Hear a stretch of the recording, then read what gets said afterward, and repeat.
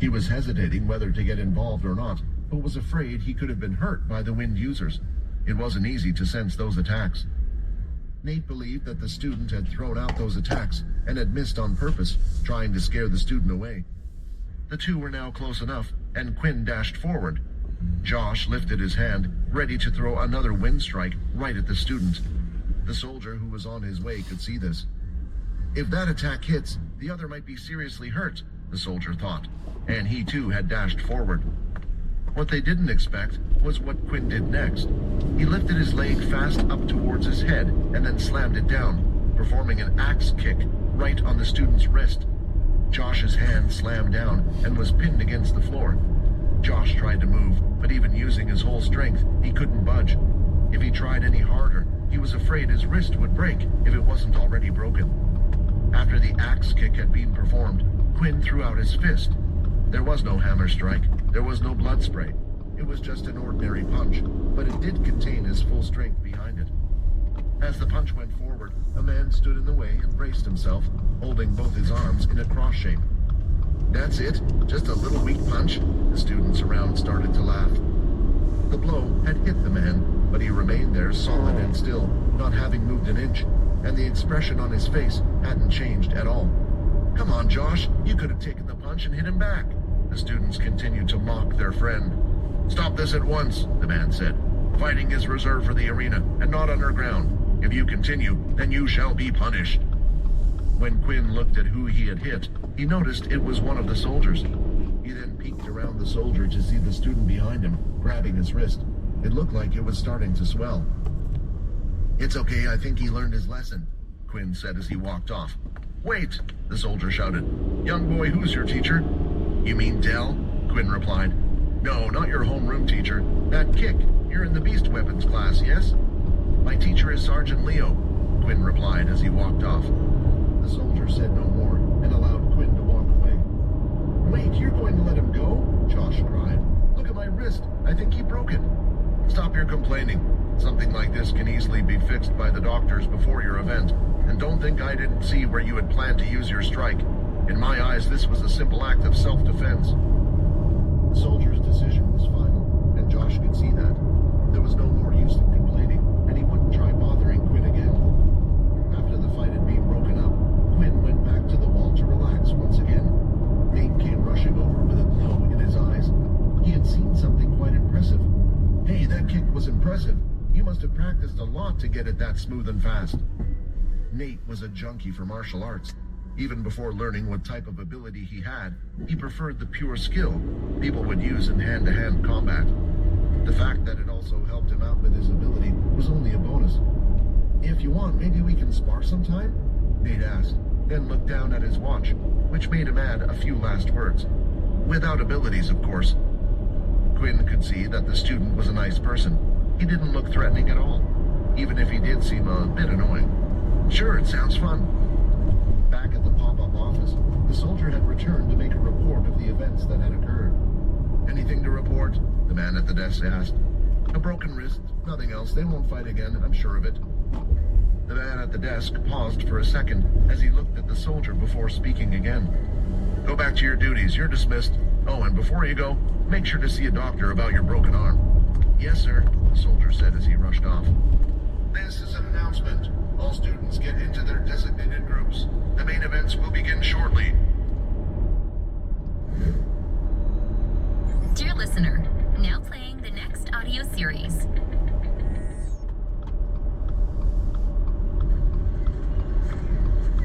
Damon and Talia emerged from the last line of trees, and Talia shrank at the sight of the neat lawn and the mansion. Little by little, her steps became smaller and her face filled with reluctance. Talia understood this stood as the pack house, and such places didn't bring happy memories. The pack house at the Red Moon Pack represented a place where she felt fine only while hiding. In the forest, she felt happy, and she didn't want to go back to the attic. This will be your home, Talia, Damon announced and tugged her hand to start moving. Talia wondered if she heard him right. My home? She knew Damon lived there, and probably Kaden and Maya, and any other high-ranking members of the pack. But what about her? She amounted to nobody. Talia forced herself to stay present and observe her surroundings. It might come in handy if she needed to flee. In terms of size, the pack house loomed larger than the one at the Red Moon Pack. Damon led the way toward the main entrance, so Talia saw the circular driveway and the lawn that had low green plants along its edges, and several topiary trees cut in spiral shapes. It appeared simple and elegant, and she liked it better than the lavish front of the Red Moon Pack's pack house with its colorful fragrant bushes and small ponds. As they approached the open main door, Stephanie's voice reached them. Any longer and we would have sent a search party. Talia panicked at the realization that she held Damon's hand. She tried tugging her hand free, but Damon tightened his grip. At the sight of Stephanie emerging from the door, Talia swiftly stepped behind Damon in an attempt to hide their connected hands. Let go! Talia pleaded while trying to pry her hand free. Damon's grip remained tight enough so she couldn't get free, yet not strong enough to cause pain. Talia couldn't believe this. He acted as the alpha and she amounted to nobody. How could they hold hands? It seemed inappropriate. If anyone saw them like this, she would become a target. Did he want that? You said this was only if I tripped or got lost. Talia spoke in an urgent whisper. We're out of the forest and we've reached the pack house, so... At this point, Stephanie looked at the duo and waited for them to acknowledge her presence. She didn't see that Damon held Talia's hand, but she saw a girl struggling over something behind Damon's back and didn't know what to think about the scene in front of her. Reluctantly, Damon released Talia's hand. He felt the loss of Talia's touch and balled his hands into fists in an attempt to stop himself from reaching for Talia again. Stephanie, this is the girl I mentioned, Talia. Stephanie looked at Talia, who was still half hid behind Damon, and did her best not to frown at the sight of bruises on Talia's face. Hello, Talia. I'm Stephanie. Welcome. Hi, Talia said apprehensively, and Stephanie waved at them to enter. Come on, the food's ready. We can talk inside. Talia observed the interior, which appeared clean and neat with just the right touch of elegance. Large windows allowed ample light, giving it an open feel, and she picked up Damon's scent of forest and dark chocolate lingering everywhere. If she closed her eyes, she could easily mistake this place for a forest, probably because of the scent and all the fresh air. Somehow, she hadn't imagined this as the place where a scary alpha would live. A few young ladies peeked at them from behind the corner. Talia didn't miss the hearts in their eyes as they looked at Damon. Talia concluded these girls were Omegas. If they had any standing, they would approach Damon and talk to him. The dining room had a rectangle-shaped table in the middle, big enough to fit 20 people. The furniture bore a light gray color and chairs cushioned in deep red. But Talia's attention focused on the food that smelled divine. There sat fruits and waffles and several different spreads. I'll get fresh coffee. Stephanie quickly disappeared through the door on the left. Damon went toward his usual seat at the head of the table and gestured for Talia to sit on his left. Do you want orange juice, milk, or coffee? She chose orange juice, and Damon poured her a glass. Kaden and Maya joined them at the table. Stephanie entered the dining room with a silver kettle that released steam from the top. She poured the hot beverage into Damon's cup, and the aroma of fresh black coffee reached Talia's nose. It mixed well with Damon's scent of dark chocolate. Stephanie smirked at Kaden and Maya. Did you come here for a second breakfast? How can I allow my alpha to eat alone? Kaden beckoned Stephanie with his empty cup, indicating he wanted coffee also. Maya cocked an eyebrow at Talia. Well, he's not alone. The three of them looked at Damon, who put a waffle onto Talia's plate. Damon felt their gazes on him and grumbled. Talia's hand is hurt and I'm helping. Stop staring like a circus came to town. Talia lowered her head in embarrassment. She told Damon she could manage, but he insisted, and now everyone looked at them. Ignore them. Do you want jam or syrup with that? I'm not sure, Talia said honestly. It had been a long time since she ate fresh waffles, and things like jams and syrup seemed like luxury items. Another odd thing was that she sat at the table, in a dining room, with people. A lot of new things to process. Talia noticed the absence of Omegas. At the Red Moon Pack, Omegas always stood around, ready to serve Alpha, Beta, and their guests.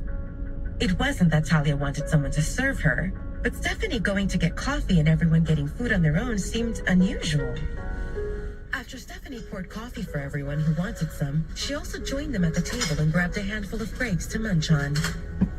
Without Talia's input on waffle toppings, Damon placed a few strawberries next to the waffle and a dollop of whipped cream, then drizzled syrup over half of the waffle and applied plum jam on the other half. Talia rejected Damon's offer to feed her. You already prepared everything. Please, don't. She stopped talking when Damon started cutting the waffle into bite-sized pieces. Talia looked at him as he focused completely on cutting the waffle. Talia, these are Caden and Maya, betas of the Dark Howlers pack. And that's Stephanie. She takes care of the pack house. If you need anything, you can ask them. They might be nosy, but the three of them are here to help me run this pack, and they're doing a great job. Neither of them will tease or bully you, but if they make you uncomfortable, you should let them know. In time, you'll get used to their sense of humor. Damon pushed the plate with the cut waffle in front of Talia and gave her a fork. Now, eat. Damon's tone didn't allow for objections. Not that Talia had any. She felt happy that he didn't feed her as he did in the hotel. That would have been super embarrassing. She mumbled a thank you and started eyeing the food on her plate, silently deciding where to start. Maya and Caden exchanged knowing looks, but they didn't say anything, not even through the mind link, because they didn't want to risk Damon overhearing them again. Damon's expression remained stern, and he sounded bossy as usual, but it seemed undeniable that he gave extra attention to Talia. It represented something no other girl received so far.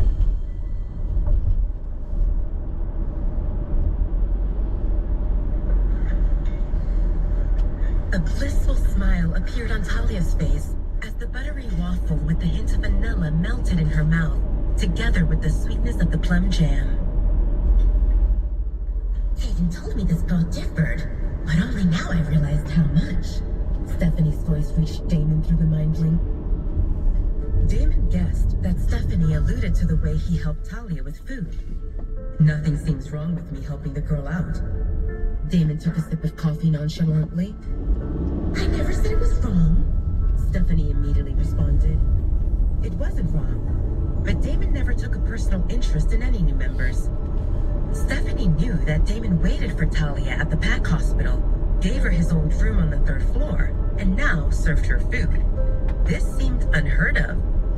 Stephanie didn't consider the possibility that Damon harbored romantic feelings toward Talia.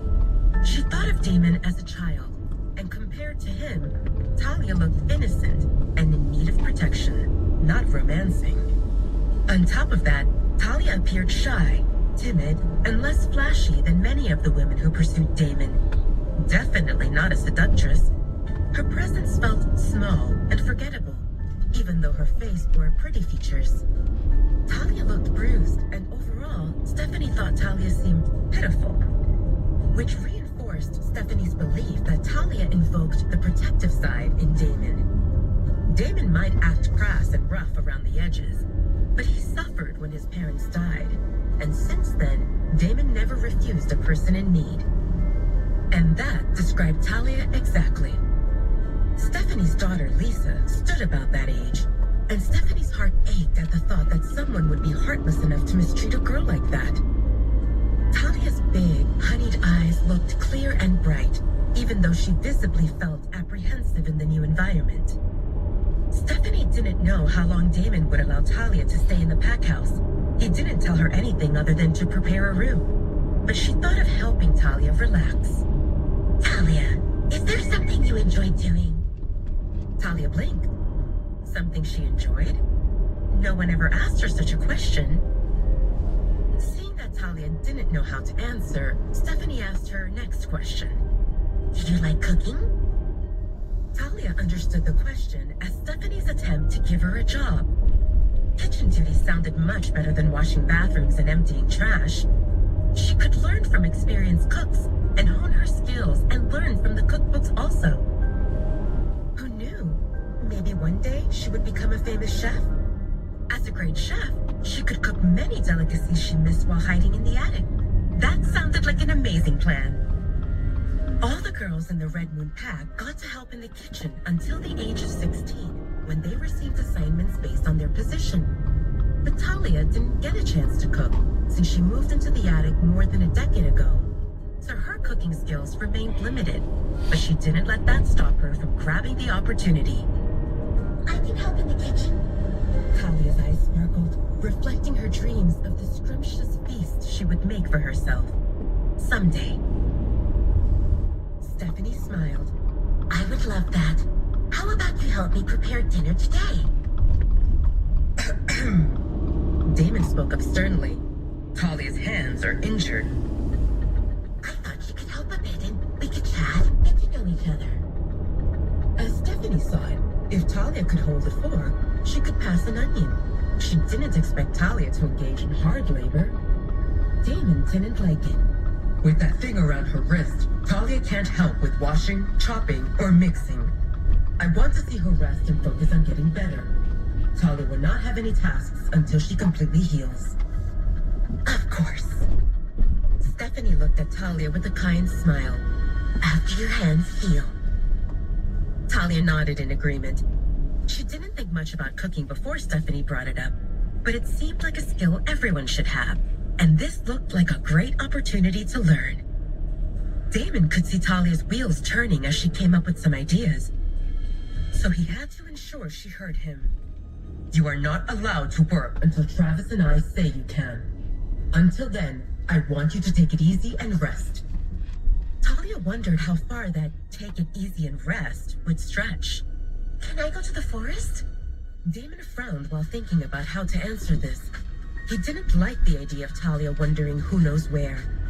He needed her in the visible range, or closer. You can go to the garden. If you want to go beyond that, let me know. I don't want you to get lost. Talia exhaled helplessly. Why did Damon think she got lost easily?